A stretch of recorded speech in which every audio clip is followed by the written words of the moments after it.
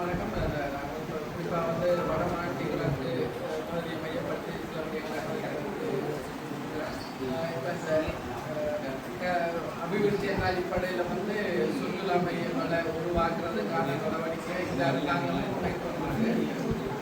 குறிப்பாக இதில் குறிப்பிடப்பட வேண்டிய விடயம் வடமராட்சி கிழக்கில் வந்து 650 குடும்பங்களுக்கு குடியிருக்கிறதுக்கு காணி இல்லை. ஆனால் மணச்சாடு என்கிற ஒரு கிராமத்தில் மட்டும் 600 ஏக்கர் காணியை வந்து பிளே கிரவுண்ட் ஒன்று அமைக்கிறது. 300 ஏக்கர் காணியம், இன்னும் ஒரு சுற்றுலா மையம் அமைப்பது 300 ஏக்கர் காணியை வந்து தனியார்களுக்கு வழங்குவதற்குரிய நடவடிக்கை இந்த அரசாங்கமும் செய்து கொண்டிருக்கின்றது. ஆனால் அந்த மணக்காடுன்ற கிராமத்திலே 150க்கு மேற்பட்ட மீனவ குடும்பங்களுக்கு காணி இல்லை. இதை விட பொற்பதைக்கும் மணக்காடு என்ற இடப்பகுதியில் இருக்க போகிற 300 ஏக்கர் காணிக்கு அந்த பகுதியில் வந்து 100க்கு மேற்பட்ட குடும்பங்களுக்கு காணி இல்லை. வடநாட்டு கிழக்க பொறுத்த வரைக்கும் ஆகக்கூடி நகரம் 2.5 கிலோமீட்டர் தான் இருக்குது. கடலுக்கு கலப்புக்கு முடியாது. இப்போ இந்த இடங்களை தனியார் சுற்றுலா அபிவிருத்தி என்ற நோக்கத்தில் வந்து அரசாங்கம் தனியார் கம்பெனிகளுக்கு வழங்க இருக்கிறதால வந்து மீனவ குடும்பங்கள் கிட்டத்தட்ட வடமராட்சி கிழக்கில் 650 குடும்பங்களுக்கு மேலே குடியிருக்க காணியில் குறிப்பிட்டப்பட்டிருக்கிறது பிரதேச தகவல். அந்த அடிப்படையில் கிட்டத்தட்ட 500 மீனவ குடும்பங்களுக்கு வந்து அந்த இடத்துல காணி இல்லாத நிலைமை ஒன்று உருவாக இருக்கிறது. இதை வழங்க வேண்டும் என்ற ஒரு அடிப்படையில் தான் கடந்த ஒருங்கிணைப்பு கூட்டம் வடமராட்சி கிழக்கு பிரதேச நடந்ததில் அவருடைய தலைவர் வலியுறுத்தி குறிப்பிட்டிருக்கின்றார்.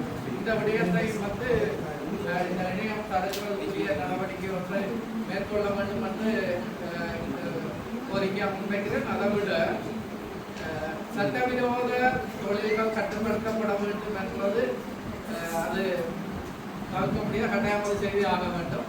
ஆனால் அதன் போர்வையில மீனவ மக்கள் தாக்கப்படுவதாக அண்மையில் நடந்த பிரதேச ஒருங்கிணைப்பு கூட்டத்தில் வந்து வடமராட்சி கிழக்கு கடத்தொழிலாளர் கூட்டுறவு சமாஜ தலைவரும் பாராளுமன்ற உறுப்பினர் கஜேந்திரகுமார் பொன்னம்பலம் அவர்கள் ஆதாரங்களோடு தகவல்களை வெளியிட்டிருக்கிறார். இந்த நடவடிக்கைகளையும்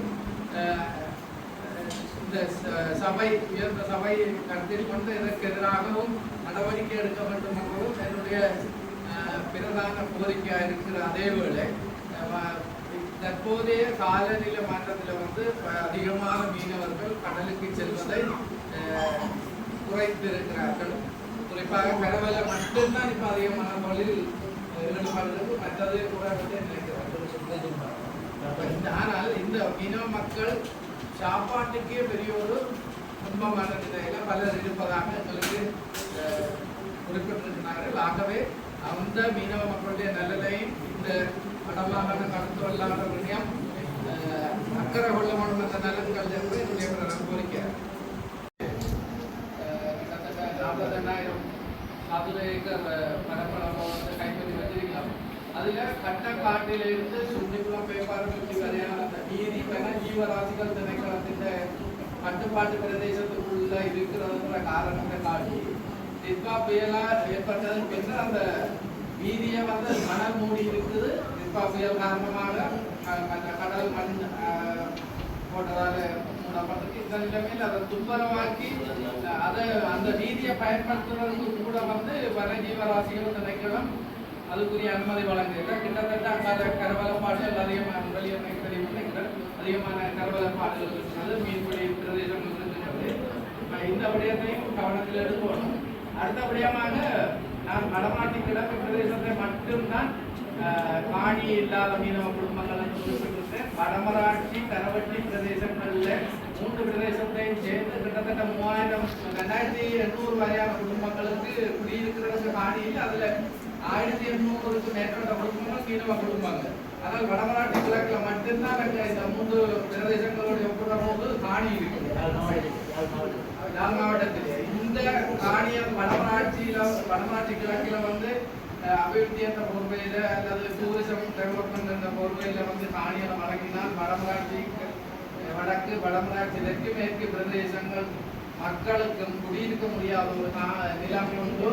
யாழ் மாவட்டம் அது மட்டுமல்ல, யாழ் மாவட்டத்தில் உள்ள ஏரிய பிரதேசத்தில் கூட அரசு நிலம் இல்லை. ஆகவே அந்த வடமராட்சி கிழக்கு பிரதேசங்களில் அபிவிருத்தி என்ற பொறுமையில காணிகள் அபகரிக்கப்படுறதை தடுத்து நிறுத்த வேண்டும் என்றதும் என்னுடைய கோரிக்கை இருக்கிறது. அடுத்தபடியாக மட்டும் நல்ல வன்னி ஆக்குகின்ற திட்டம் உண்மையில் அது வரவேற்கக்கூடியதாக இருந்தாலும் சவர்நீராக வடமராட்சியின் தொண்டமனார் வல்ல அந்த பகுதி வந்து மாறிக்கொண்டிருக்கிறது சொல்லி அந்த நீர்மட்டத்தை உயர்த்தி தொண்டமனாறு பாலம் வந்து பிளக் பண்ணப்பட்டிருக்கு கடலுக்கு போற தண்ணி இப்ப நன்னீர் ஆக்குற திட்டம்.